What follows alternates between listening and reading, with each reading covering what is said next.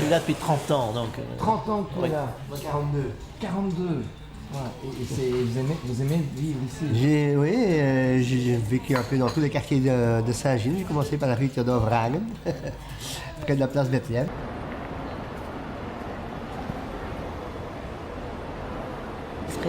Ces quartiers, ces cafés.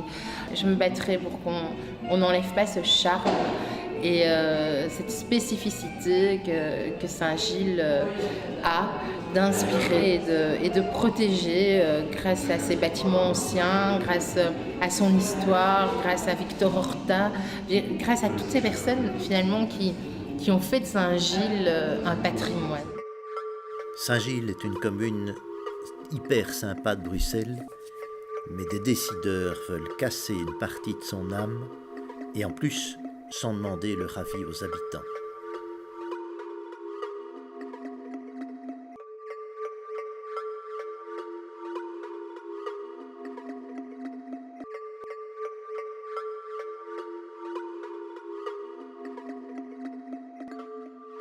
Gadia, bonjour. Tu es à la base d'une pétition qui a réuni plusieurs milliers de signatures concernant le parvis. Est-ce que tu peux expliquer comment t'es venue l'idée de lancer une pétition? En fait, ce qui m'a décidé à faire cette pétition, c'est en parlant à des gens dans la rue qui me disaient qu'ils n'étaient pas au courant du projet et qui trouvaient ça vraiment dommage d'enlever les arbres. Et là, je me suis rendu compte qu'effectivement, le projet prévoyait de conserver le grand platane sur le grand parvis, mais c'est tout. Donc ça correspondait à une minéralisation de la place. Et puis, en fait, ça a été très vite. Donc en 3-4 jours, on a eu 1000 signatures. Allez là-bas, ici.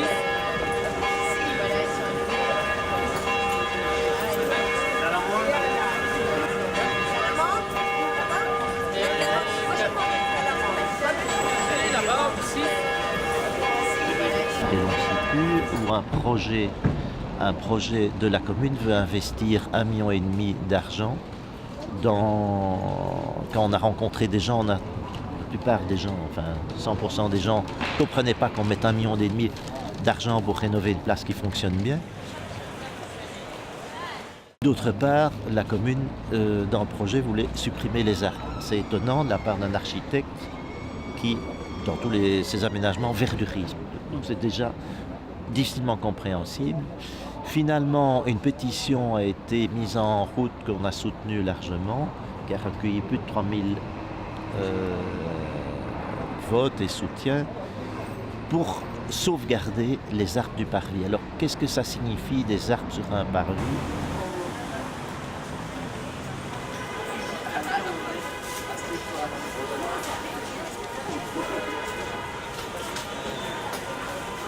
Pour les autorités, ça semblait rétrograde. Ils voulaient faire une place minéralisée plutôt. D'ailleurs, on supprime aussi les lampadaires, on supprime les poubelles, je vois une ou l'autre là. Il n'y aura plus d'attache non plus pour les vélos et il n'y aura évidemment pas de banc. Tu as ça en toi, ça se sent. Je veux dire, la communication. C'est ça. Mais non, mais tu étais là, tu es toute jeune dans la commune, c'est depuis combien de mois? 4 ou 5. Tu viens d'arriver? Elle vient d'arriver. Oh bravo! C'est chouette de Ouais, lancer c'est une génial pétition. parce que...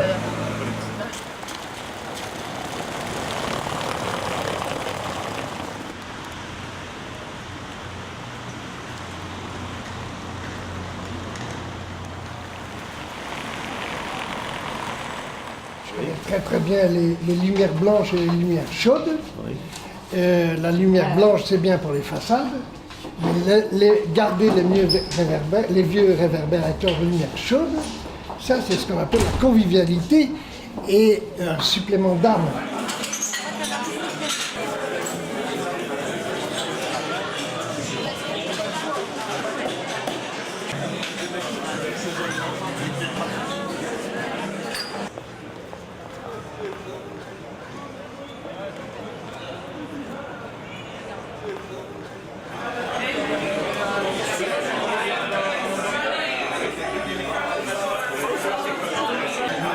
Michel, t'as rencontré quelqu'un et t'as fait venir qui en fait Ah ben, c'est Marco Schmitt, Et c'est qui ça? Tu te connais?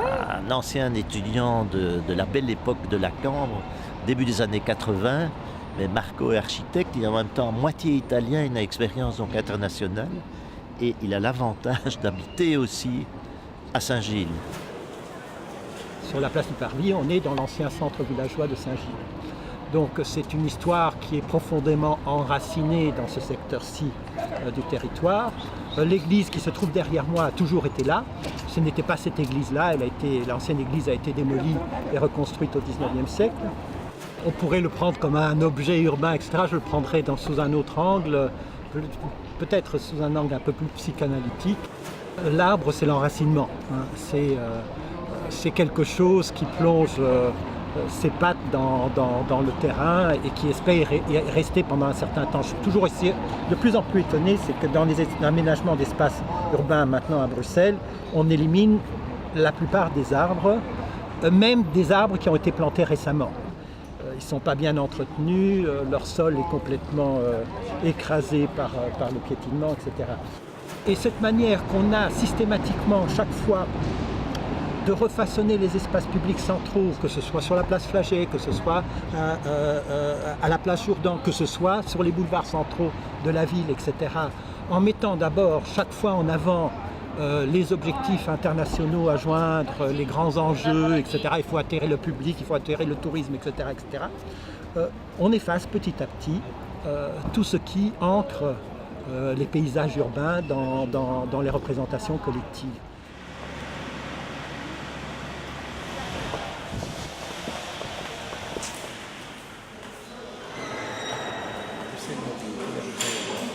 C'est pas correct.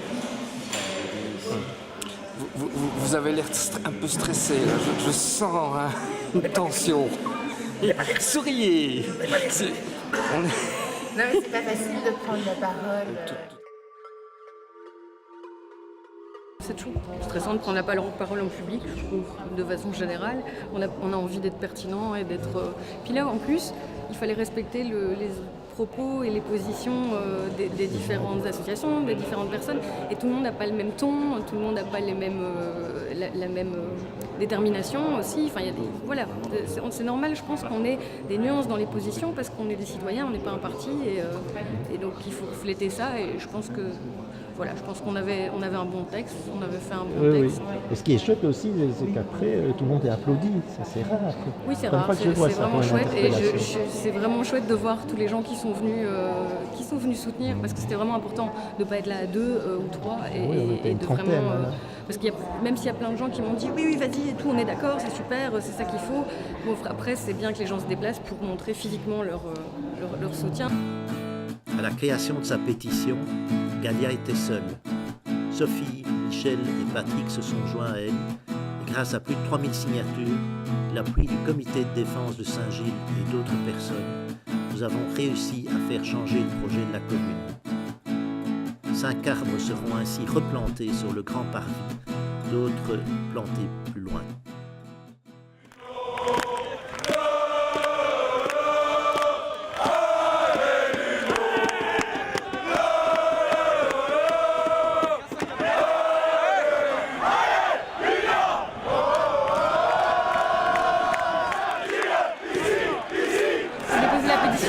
Fois à la fin de l'enquête publique parce qu'il fallait qu'elle soit prise en compte. Il y avait 1500 signatures. Puis j'ai déposé une deuxième fois pendant la commission de concertation. Il y avait 2500 signatures. Alors ce qui est intéressant, c'est que dans la discussion avec le bourgmestre, lui, étant proche, il a un sens, je crois, commun et de la réalité. Lui-même s'est rendu compte que s'il devait se fouler le pied, ce serait embêtant, mais ça pourrait se produire très facilement, vu ce type de dénivelé qui ne correspond pas. Vu l'usage aussi de la place, au marché, on regarde ce qu'il y a sur les étals, on ne regarde pas trop ce qu'il y a par terre. Et donc voilà, nous on s'inspire de toi et on a décidé de filmer la lutte et la participation citoyenne à Saint-Gilles. Bah ça, vous êtes rencontrés depuis un mois tous les 3 ? Non, eux ils se connaissent parce qu'ils sont dans le même cours d'audiovisuel. Regarde, il y a un point rouge. Non mais c'est vrai que c'est merveilleux de vous voir tous les deux dans votre complicité. C'est merveilleux de nous voir, c'est ça. C'est merveilleux de te voir. C'est extraordinaire de dire ça. Enfin quelque chose d'original. Un autoportrait. Donc vous faites un film sur vous-même, en train de vous rencontrer. Non mais ça c'est énorme. C'est énorme.